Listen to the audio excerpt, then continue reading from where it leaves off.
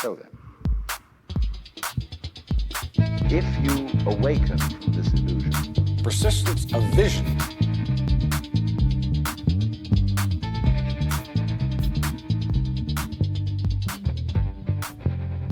Ladies and gentlemen, welcome to the Persistence of Vision podcast, inspiring conversations. Hello, folks. I am Lance Fever Myers. And I'm LB Dio. We have a very special guest today. Her name is Olive Balla. She is a writer living in Albuquerque, New Mexico, and her latest book, Jillie, just came out in May of this year on Wild Rose Press. LB, what do you have to say about that? I say it's fantastic. It's a great book. I enjoyed it immensely. And I'm very, very excited to have her here. It's terrifying. It's actually a very terrifying book. Yes, it's terrifying, too, and then it gave me nightmares. They were wonderful, enjoyable nightmares. We have Olive here. So, Olive, what do you have to say for yourself? I say, well, hey, if you have bad nightmares, I'm really, really sorry. And yet part of me says, woohoo! So, Jillie just came out in May. Yes. And it came out on Wild Rose Press. Can you tell us, I guess first tell our listeners about this particular book? Okay, Jillie is an 11-year-old who has to run away from a vicious family because there is a rumor that her father found treasure there. I don't know if you know anything at all about New Mexico history. I'm going to give you a quick bite. Please do. There are rumored all kinds of lost treasures in the mountains and in the area, some even Confederate gold, etc. So it's actually based on that. So anyway, her father supposedly found this because he would periodically go away, come back, and with money. So she had family members that, of course, decided that she must know where that is, and then they set about to try to get that information from her. So that's pretty much the gist of it. Fantastic. So it's very dark. I wouldn't say it's a horror genre novel. I would call it a thriller, probably. Is that how you describe the book? Is it kind of a thriller? Right. I think a suspense thriller is how is the genre it was published under. Gotcha. And let me say, dark is probably subjective because when I was writing it, I didn't have a sense that I was writing something all that dark. So if it's, of course, part of that has to do with what you're familiar with. And I was raised in a kind of a dark environment, I'll put it that way. I don't believe in taking shots at people's parents when they're gone. But I will say this, when I was 4 years old, my dad read Edgar Allan Poe's Pit and the Pendulum. He read The Monkey's Paw and Murders in Rue Morgue. So I have a background in dark. So perhaps, to me, my happy schlappy is your dark. Well, it was dark to me. The book deals with kidnapping, Yes. attempted murder of a child, Yes. serial Yes. killers. Yes. So in those senses, yes, I guess you'd say it's subjective. Yeah, greed is part of that. Yes, Greed. you're right. So yeah, okay, maybe it is dark. Well, so you mentioned, Edgar Allan Poe, I guess, being an influence. What other influences would you cite for this particular book? Well, for this book, I have to say, my characters are basically amalgamations of people I've either known, were raised around, or at some point family members that I was raised with. So I'd say that as far as other authors, I got really hooked on Louis L'Amour. I've read everything from Isaac Asimov that I could get my hands on. So I'm not sure that my reading material is going to give us much information as with regard to this particular book. It certainly has impacted and informed my style of writing. I liked Agatha Christie, and I guess probably what compelled me to start writing was I read some things online that people had self-published and decided that, hey, I can do that.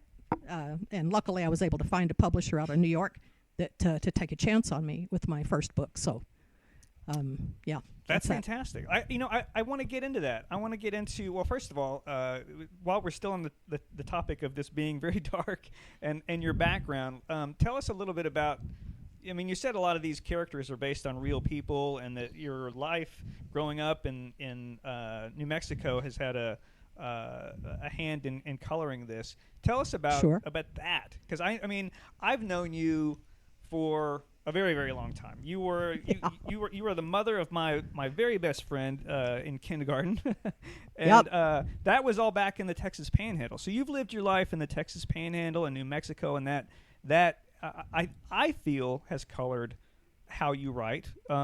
Sure. Can you talk to us a little bit about that? Sure.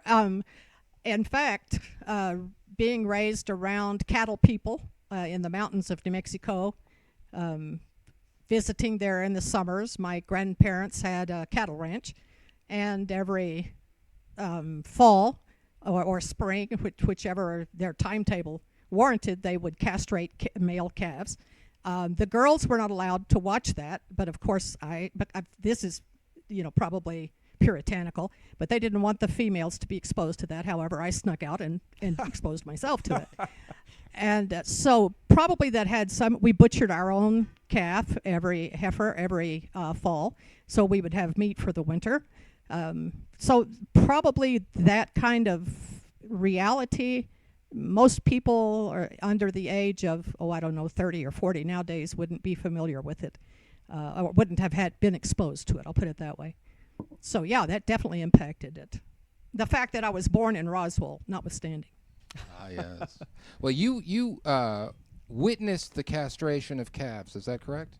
That is correct. But you did not participate in this castration?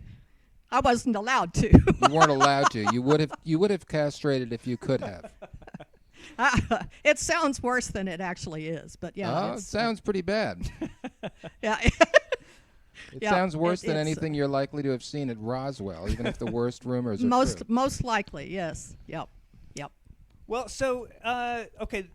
Now you said that you found a publisher to take a chance on you. Tell us about that experience, because a lot of our readers, I'm assuming, tune in because obviously this is our talks are about books, and we're publishers, and I think most people are really interested in that aspect of it. I'm definitely interested in that process and how you went about finding a publisher for your book. Okay. Yes, I'd be very happy to speak to that. First, it took me quite some time to decide that I needed to go for a small publishing house. At the time, the Wild Rose Press of the publication of my first novel was considered a small publishing house. They're housed in New York, but they've grown like exponentially since my first book was published.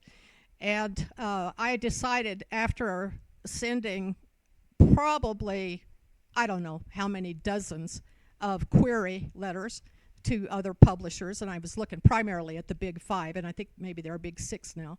I couldn't even get anyone to read it. I got enough rejection slips to paper a small bathroom.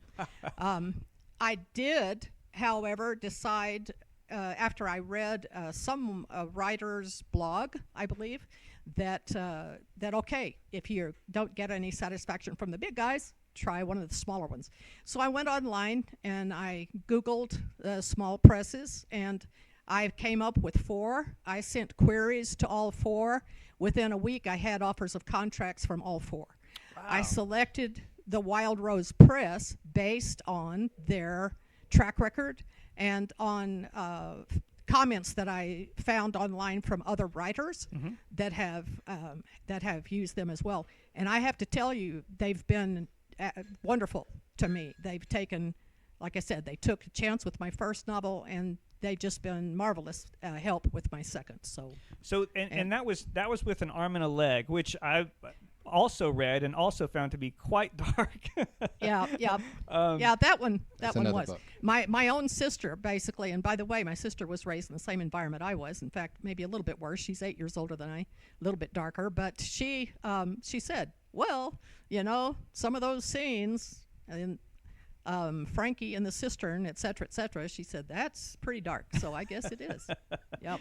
Well, just to clue our readers in, there's no spoilers here, but so this particular podcast, of course, is about Jillie because it just came out. But when I read An Arm and a Leg, I was glued to it. It's about someone who, well, can I say what they collect? Yeah, sure. Why not? They collect arms and legs. They collect body parts, right? Yeah. Like Yes. like prize pieces. Yep. Yeah. So and I found it. I mean, I think it's always kind of risky to tell an author what about other authors that they remind you of. But I did feel a Stephen King kind of a feeling in that one. It being suspenseful and dark, and also there was a supernatural element to that one.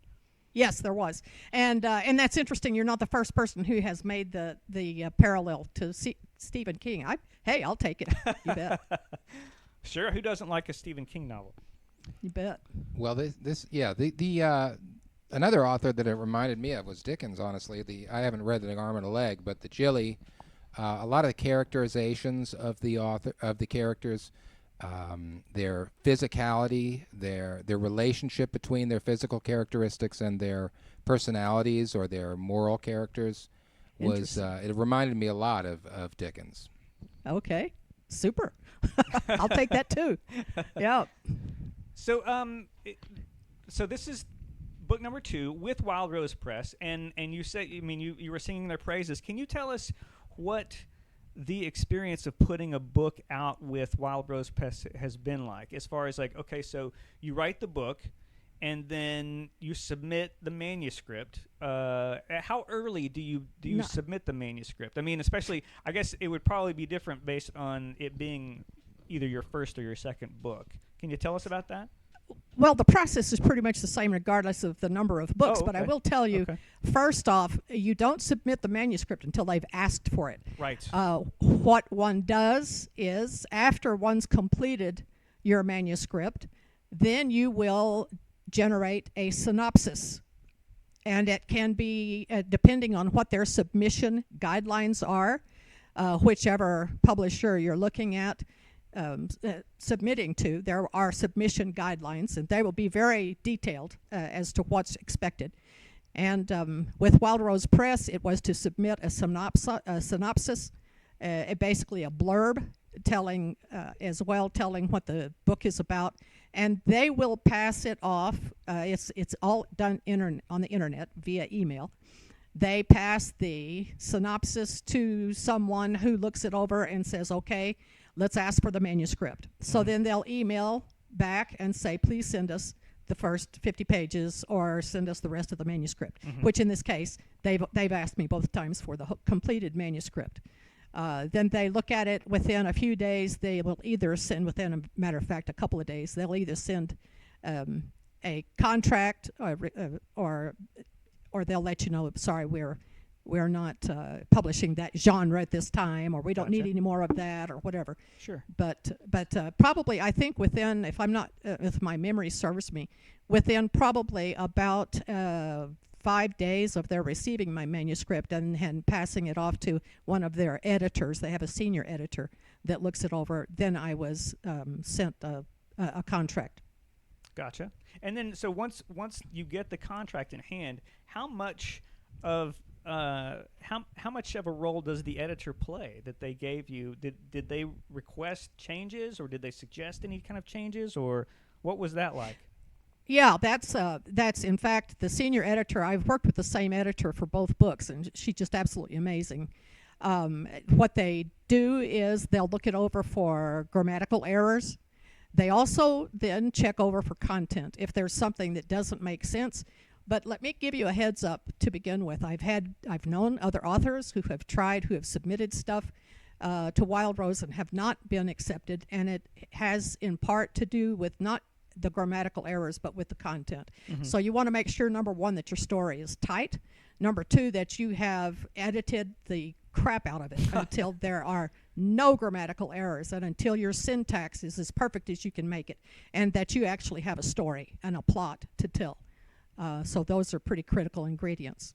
Gotcha. And did the editor have any? So I guess once it made it to the editor process, was it mostly the nuts and bolts of just sort of fixing those little grammatical things, or were there actually structural changes to be made?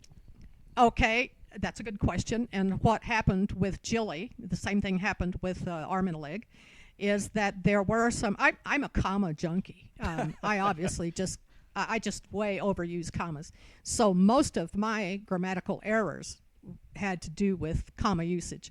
However, there was in Jillie at one point where the editor sent me a note and said, "I'm just wondering about so and so," and she quoted a page line and said, "Is that what I think it means?" In other words, for clarification, just to make sure that I'm on point with the story. And that was very good feedback. I will say this. I submitted, as I always do, my stuff to at least 2 beta readers. I don't know if you know what a beta reader is. It's someone who reads your stuff and gives you feedback. Okay. Before, and I also submitted it to my sister, who is an English, got a master's in English literature, and I submitted it to her. She looked it over and gave me feedback as well. So you don't want to just be in your own head when you read your book. Sure, yeah. You want to read it back to yourself, but you don't want to stay in your own head. You need somebody else to look it over. Gotcha. Okay, so you get the editing, and then what? So once the editor approves it, is Yep. that sort of the gate, like, okay, now we can pull the trigger on this and get it out into the world? Not quite, but Okay. but close. It's a process. They will submit. The editor submits her suggestions for changes. For instance, there is an editing basically program on Windows where you can go in and you can look at stuff and you can make your notations to the side of the manuscript. And so the editor did those little notations. I went back, I made the changes based on what they said or not, if I felt like it was an important part of the story. But none of that has happened with me. But I had that opportunity if I felt it was important enough to keep. Then I go back. Then there are 2. It's a series. The process includes 2 galleys, what's called Galley Submissions. The galley comes to me for the final review after 2 reviews before this. For the final review, it comes to me and they say, "Is this absolutely sure? You're absolutely sure this is exactly the way you want it? All of the errors have been corrected, blah, blah, blah. And if so, sign off on it," and which I did. And then once I've signed off on it, as you say, they pulled the trigger and said, "Okay, you have a publication date of so-and-so. It'll be acceptable. It'll be available, rather, on World Wide Web. It'll be available in paperback, ebook, et cetera, on this day." Nice. And how long a process was that from the time that you submitted your manuscript to the time they approved and said we're going to press? 9 months. Long enough to have a baby. Fantastic. It is like having a baby, isn't it? It is quite a bit, but just without as much pain. Yes. So then at that point, when it's released, is there a marketing strategy? Did they let you in on how they plan on marketing? Did you have any sort of official? Well, obviously they gave you a release date, but did you do any sort of marketing yourself, or how much of the marketing aspect of it did they take on, and how much did you do? 0 on their part, all of it on my part. I see. And that's the reason, and you have scraped just the edge of why so many people self-publish. They say, "Why in the world should I let somebody else publish it?" Even though, okay, they do the ISBN number, they pay for the cover work, they cover the cost, the preliminary cost of getting things set up. Yeah. The artist. So nowadays, with people being able to publish their own stuff, they say, "Why would I even go with a publishing house when I can do this myself?" Okay, I'll tell you why I do. Number one, they have a name. They have built a name, and they have dealt with me so beautifully. Number two, I'm not a marketing guru. I'd rather take a beating than market stuff. I'm not good at it. I'm not good at marketing my own stuff. I'm not good at selling myself. I love to talk about my stories, but you have to be able to market out the wazoo. If you want your stuff to sell, you just have to do it. And so there are things I have done, and I appeal to readers' clubs, book clubs, and I'll put in appearances at the library. There are some things that I can do that don't require a great deal of time. However, having said that, when one spends one's time marketing one book, one struggles to find time to write the second. Right, sure.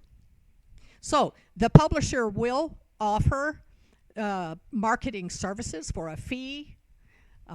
So beyond what they're already taking as their cut, which I'm fine for them to take, they will say, okay, we have this, these. They do send, by the way, I left this out. They do send an email that contains a whole pile of self-marketing strategies, websites, that kind of thing. So if I wanted to spend all of my time marketing my stuff, I could do so with their, basically with their information that they send me. Gotcha. And did they suggest you go on a podcast and talk about it? They said that's interesting. They suggest that you do whatever you can find to do. Yeah. At all, and that includes podcasts, or if you can set up your own. There are now people who are doing their own, authors doing their own podcasts, and I've even heard of some who go, who have a podcast that they write a chapter, then they do a podcast where they read their chapter online. Oh, yeah. I don't recommend it because well, it wouldn't work for me, because in the process of writing my stuff, I have so many permutations of it. By the time I get to the end story, it would not even resemble how it started. So I wouldn't be able to do that at all. But hey, whatever works, whatever gets your name out there and gets some exposure. Of course.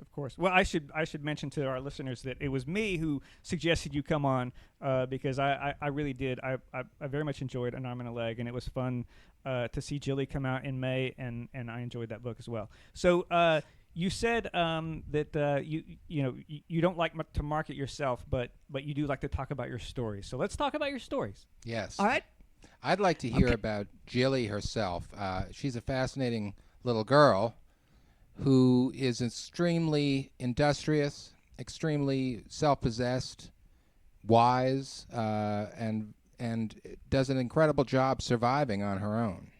Yes. Jillie is basically, I would have to say, an amalgamation of my sister and some other family members that I've known, female, who have struggled to survive. So yeah, that she is industrious for an 11-year-old. But if you, as the saying goes, hard times breed hard people. Tough times breed tough people. Yes. My sister went through some tough things as a kid growing up, and she has not only survived, but she's excelled. And so Jillie is pretty much fashioned after her. I'd say that's, again, an amalgamation, but in part her. Nice. It's a wonderful American type in fiction where you have a small child who is able to survive because, not just American, but again, going to Dickens as well, a child who is precocious, who is Good. survival-oriented, who is intelligent, and we can all kind of identify with a child like that, and we can all hope that if we were to get into a situation, even as adults, we would have half of the instinct and the planning that this child has. Yes, I think that's well said. I'll add to that there are times when Jillie questions her decisions. It's not like she automatically knows, okay, this is a direct path from here to my goal. Right. She questions and she doubles back a couple of times. Yeah. Sure. So But that I is tried itself to make wisdom. that realistic. Well, we started out by saying how dark these books are, but I will say that there's an element of optimism in both of them. I mean, Jillie herself is not, we're not talking about like Requiem for a Dream dark or like Dancer in the Dark dark. We're talking Right. about dark circumstances, but it brings out the best in some of the protagonists. And so there's definitely that. There's an element of hope, and there's a lot of fun involved in it too, because they're page turners. There's a lot of adventure involved. So even though there's some dark things like kidnapping and decapitation and that sort of thing, but there's the character. Especially Jillie herself is like gritty and can really get. And I love the Dix and Lil. Yes. The old women who are just as tough as nails. Fantastic stuff, because it's, again, there's an element of hope in there, and there's a lot of fun. They're really fun characters, and you know, so to say it's dark is not necessarily entirely fair. Well, Dix Good. and Lil in particular are, especially Dix. She seems to come alive as a result of her run-in with Jillie. Mm-hmm. You know, when we Yes. get the sense of how even a child who is going through terrifying circumstances can be an inspiration and can be a way of renewing oneself. Well, that's interesting, because I will tell you, as a old woman myself, I didn't start writing until I was in my 60s, and my first book was published in my mid-60s. So I can tell you that actually Dix and Lil are pretty much based on not only my mother, my father, my sister, but other actually pioneer women, my grandmother, who I've known. My mother used to sit on the back porch in Texas when I was about 3 with her pistol and shoot at clothespins on the clothesline and spin them around from the porch. So we had, there is that history of everybody has to pull your own weight. I've had people tell me, in fact, book 3 is nearing completion. I've had people tell me, you got to do a book of Dix and Lil. Yes. So the next one is basically Dix and Lil. Oh, no kidding. Oh, that's great news. I was going to ask you what was next, but that's good to hear. Yep. You know, it's not a surprise to hear that you were a Louis L'Amour fan, because there's a tremendous influence of the Western in here. This is an adventure story as well as a thriller, and it happens in New Mexico, out in the desert. It's sometimes been observed that there are two types of American authors: the Western and the Eastern. And the Eastern author tends to be a little more claustrophobic in the focus of the work, and the Western author really writes novels of the landscape and the open world. And do you think that there's any of that in you? Oh, absolutely, without doubt. In fact, I will tell you this: one of my I've worn so many different hats. I've lived so many different lives. During one of my lives, I began reading Louis L'Amour, and I have said in one of my essays that Louis L'Amour basically saved my life. That's overstatement. But he took me outside of what was happening in my life at that time and made it bearable.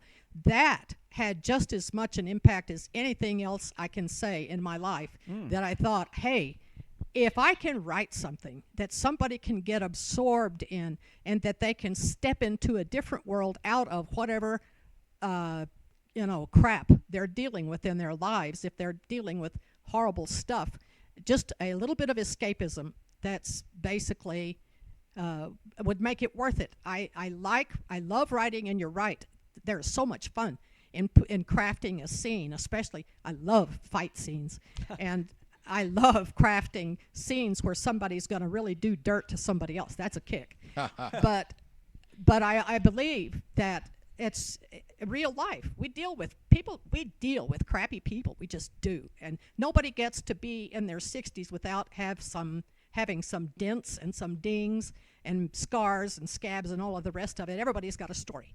So I thought, hey, maybe I can write something that people can actually enjoy reading, that they can step aside out of that stuff and lose themselves for a bit. So that's been a big motivator for me. I love it. That's fantastic. Beautiful. Well, this has been a really, really fun conversation, but I think it's getting time for our speed round here. Okay, the lightning cool. round. The lightning round. Are you ready? I am ready. Okay, here we go. First question. When do you remember first falling in love with a book? Robert Louis Stevenson, Treasure Island. Aha. When I was about 10. That makes a lot of sense. That makes a lot of sense when I read your work. That's a perfect answer. What do you love about that book? I love that I didn't know if the kid Jim was going to escape, if he was going to survive, and I was terrified of the old pirate I just didn't know what was going to happen. I was afraid that he was going to get buried alive. I mean, who knew what was going to happen? It was perfect. How old were you? I was about 10 or 11. Okay. Fantastic. Okay, has a book ever changed your mind about anything? I wouldn't say totally changed my mind. I would say that I have read things that have informed my opinions. I don't tend to read nonfiction. Okay. I like escapism. I like fluff. Other than romance, I will not read another romance. I read 3. They all were exactly the same, just different names. That's But how I other feel than about that, having romances. but hey, nothing against romance authors. There's a place in the world for all of us. But yeah, that's pretty much where that is. Okay. Has a book ever changed your life? I think, other than, of course, I was raised in a very strict conservative religious background. So the first book I'm familiar with is the Bible. It's got all kinds of, there's greed, there's death and murder and Speaking all of dark kinds books. of dark stuff. Yeah, there's a lot of stuff, as well as some pretty raw sex in the book, The Song of Solomon. But so that probably had as big, or if not the biggest, impact on me. But I will say this. I read a book by Corrie ten Boom. It's called The Hiding Place. It's one of the few times I've ever actually read nonfiction. And it is an accounting, a recounting of the experiences of this family who helped to hide Jews during the Holocaust, and they themselves then were arrested and sent to concentration camps. She and her sister Betsy wound up in the same concentration camp. She survived. Her sister Betsy did not. That is the only book I have ever read that had me sobbing. I had to talk myself down off of an emotional ledge after reading that. Wow. There is, of course, hope in that too, which was the salvation for me. But it was a very, very hard thing to read. Gotcha. So yes, so a book has made you cry then. Absolutely. Fantastic answer there. Okay, so name a book that you've read more than once. You know what? I haven't. I don't have one. Is other that than right? I'm one of these people. I don't know. I almost feel apologetic. I'm one of these people that once I've read a book, I know what happens. Why do I want to read it again? Interesting. Okay. I can't read a book more than once, and I can't watch a movie more than once. Well, surely you've read the Bible more than once. Actually, I've read parts of it more than once. Okay. Yeah. Right. Yeah. Okay. So then I lied. We like to catch our guests in a lie on the Persistence Division podcast. Fantastic. Okay, and here comes the $1 million question for you, Olive. All right. Do you have any poetry committed to memory? The only bit of poetry that I have found myself in love with enough to commit to memory would be Emily Dickinson's "The Hope is a Thing with Feathers." Okay. Hope is the thing with feathers that perches in the soul and sings the song without the tune and never stops at all. That spoke to me. So yeah. Beautiful. Fantastic. We finally got one. We got one. Well, we've had one or two had a before, few. and yet it's a treat every single time, and it's particularly today. Oh, super. Well, Olive, this has been absolutely brilliant. I'm so glad it worked out. To our listeners, we tried once before with some technical difficulties, but this has been a dream come true. So thank you for coming back and trying again. Oh, I can't thank you enough for your invitation and for your kindness. My words, you guys have been just amazing. Well, we've been okay. Well, we love the books, and we love talking to you. So thanks again. LB, you have a book coming out, right? I do also have a book coming out. It's called The Goddamn Fool, and it is a novel, and it's coming out on the 21st of September. We're going to release it at Malvern Books right here in Austin, Texas, at 7 p.m., and everybody who's anybody's going to be there, so don't miss it or you'll regret it for the rest of your natural life. It is called The Goddamn Fool. You'd be a goddamn fool not to be there on the 21st, Malvern Books in Austin, Texas. We have a website. It is pov-publishing.com. There you can read, actually, an essay by Olive Balla.